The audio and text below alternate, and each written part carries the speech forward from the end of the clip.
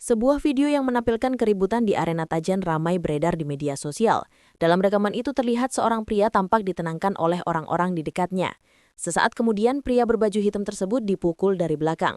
Suasana di lokasi terdengar riuh. Sorak-sorai warga bercampur dengan teriakan maju-maju dari seseorang. Di tengah kegaduhan itu, suara dari pengeras suara berulang kali mengimbau agar tidak terjadi aksi main hakim sendiri.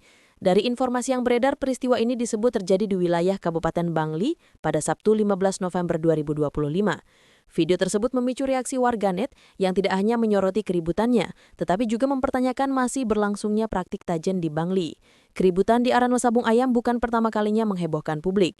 Sebelumnya, insiden serupa terjadi di Tajan Banjartabu, Desa Songan Kintamani, yang menewaskan Komang Alam Sutawan.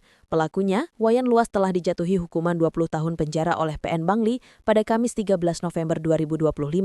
Saat dikonfirmasi Kasih Humas Polres Bangli, Ibtu I Ketut Gede Ratwicaya belum memberikan tanggapan soal kebenaran tajen itu di Bangli. Menurutnya, pihak kepolisian masih melakukan penyelidikan.